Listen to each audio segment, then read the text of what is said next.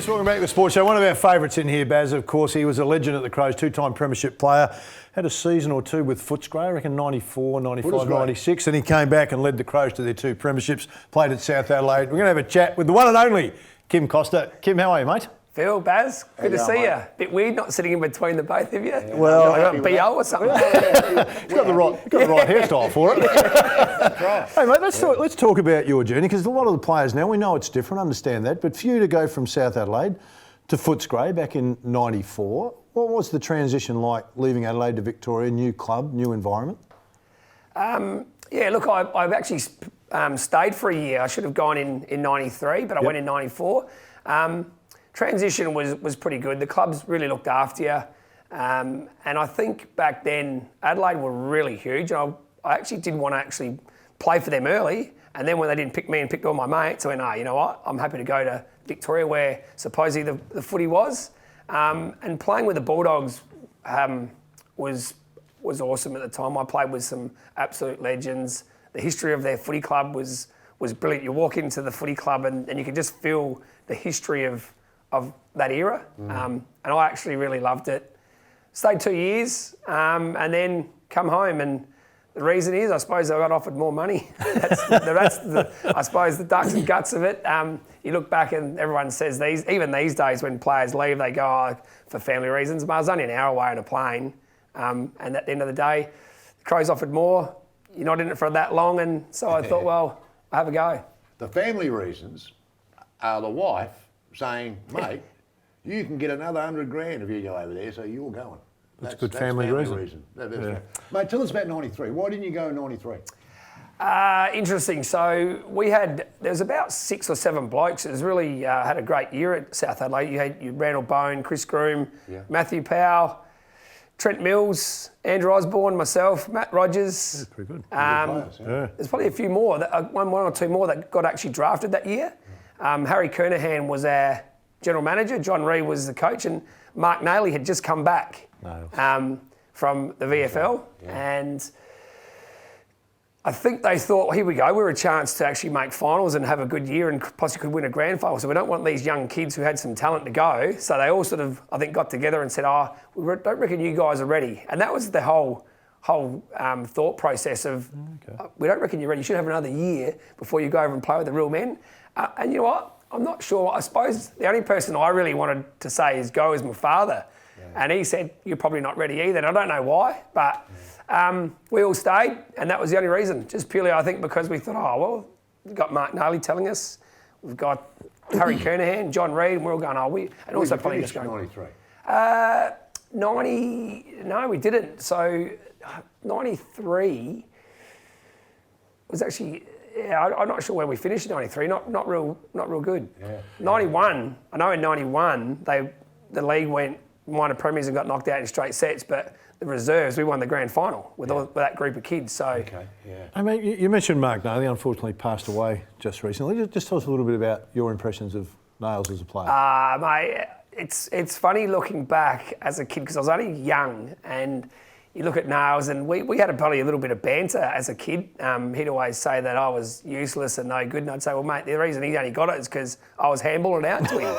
But now you look back at his highlights package, and it is seriously unbelievable. Playing with him, you didn't really, I don't think, understand that, because I think just you look around and everyone's pretty good, but his highlights reel seriously was phenomenal. He could kick left and right foot, and just, I look back at the highlights that they showed after his passing, and I go, wow, what a star. And I still got on with him quite well. I'd see him at the pub, where he drank at all different pubs, so I generally see him at a local pub and have a chat with him, and he'd talk to anyone. He was seriously a legend of football, played in a great era, played with Carlton, state games, and he was a genuine star.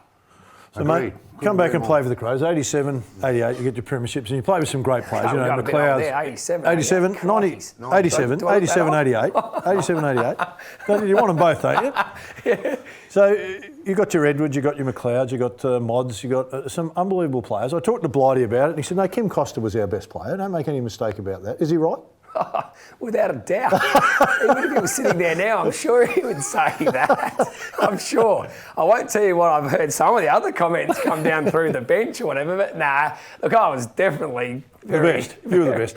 Hey, mate, on a serious note, give me 3 of the best players you've played with through your career.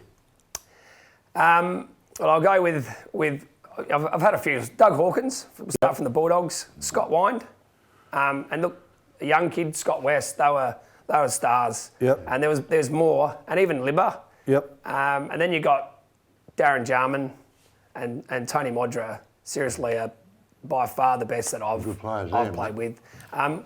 You could Andrew McLeod, Rue, and all those guys. They're extremely good, but Darren Jarman, I reckon, and obviously Mods, just natural ability and things they could do on a footy field.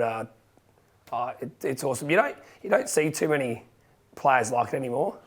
So, it's interesting when you talk about them because they're so gifted. Let me ask you, who do you reckon the most committed player to be the best he could possibly be? Might not have been the greatest player, but the one that was used to, didn't drink, didn't party, always in the weight room, always doing his skill work. Have you got a couple that you think were? I'm not sure if there was many that didn't drink and have fun at the Crows, but do you know the best player that probably worked the hardest and won 2 Brownlow medals is Robert Harvey. Yeah. By miles. Like, I didn't know him to actually play with him, but I played against him. And you always hear stories from St Kilda guys that he just worked ridiculous. Like, would come off the training track exhausted. And just to see the way he played, he was by far the hardest working footballer I've ever played against. And I reckon if you actually watched him as a St Kilda player as well. The time you spent at the Bulldogs, mate, just quickly, did you have success there? Where did the Bullies finish in the couple of years you were there? Played finals both years. Okay. I think we finished either 3rd or 4th in my first year. And that was the year where we played Geelong in a second semi or whatever it was, and Billy Brownless did nothing all night and kicked the goal after the siren. Yeah, that's good. So that really hurt. So we actually were okay. We actually, I think, finished, like I said, I think either 3rd or 4th in both years there. Yeah.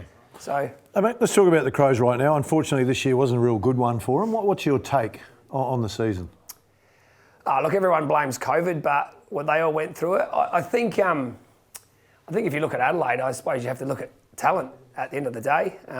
Got a new coach come in, and you know what? He possibly could be really good. He's new. He's going to try a few things, but I just think Adelaide don't really have the talent like other teams do, and it's been, I suppose, over a period of time that's happened. It gets down to that, what we talked about before, really, with Adelaide, is the list management. That's they've fallen. Yeah, a lot of teams, I think, fall for that. We're in a premiership window, so we don't need to, build up our stocks. I think Adelaide were in there for a good few years there, and they did nothing in the draft, and they made a couple of errors in the draft, in fact. And I think now it's just sort of come back to bite them a little bit. Well, Kim, that's very brave of you to say that they haven't got the talent, and that's probably just a fact. That is just as clear as the nose on your face, I reckon. So is that list management's fault? Is that list management's fault? I suppose that's where it starts. I don't know how the ladder works in a football club with where it starts from. Yeah. But I would say yes, and I think the biggest thing for me, I'm not a recruiter, but I watch a lot of SANFL football, and I don't understand why we don't pick up, Port maybe included, why we don't pick up more local talented kids. Yep. Yeah. And when I say that, like the under-18 comp, they think is the mecca of AFL football and recruitment. And mate, I've watched a lot of college football, even with my sons playing it. It's not that good, and they're only playing against other kids. They're not playing against men. And even if the number 1 draft picks get picked, saying, "Oh, he's going to be a star," I'd like to know the sort of averages of where they've actually ended up, because I think there's a lot of talent in the SANFL, whether they're 18 to 22 years of age, that can play. And if they get put into a system, teach them. All right, 2 quick questions, mate. We'll get to the SANFL on the second question. First one is, a couple of lads got into a bit of strife just recently at the Crows. If you were sitting in the head seat, what would you do? Look, I'm an Adelaide football person, but also I love the footy club and I want to see them succeed. So I think you have to make some real harsh calls on it. Probably both been caught a couple of times doing things wrong. One's a bit older, one's younger. They've got to make a statement, I personally think. I don't know what that is. Do you get rid of them? it's harsh, but there's a lot of kids that want to play the game that may toe the line and not step outside of it. They're not the only ones who are doing the wrong thing. I'm tipping there's probably half to 70% of blokes that have done what they've done but haven't been caught. It's a scary thing. Hey, mate, quickly, SANFL, you're an ex-Panther man. They're having a ripping year at the moment. Of course, they've got the Eagles to come up. Get that one there in the grand final. Have you seen their year? Yeah, look, I think they're probably the second best team outside of the Eagles, what I've seen. But I did watch the game on the weekend and the Eagles really struggled a little bit. And I did see the Panthers. Obviously, one of my really good mates, Clay, his lad played there. He was the one who actually got me away from the captaincy. He wanted it. That's why I had to go to the Bays. You see, he got to play a revolt. Look, I'd love to see them win.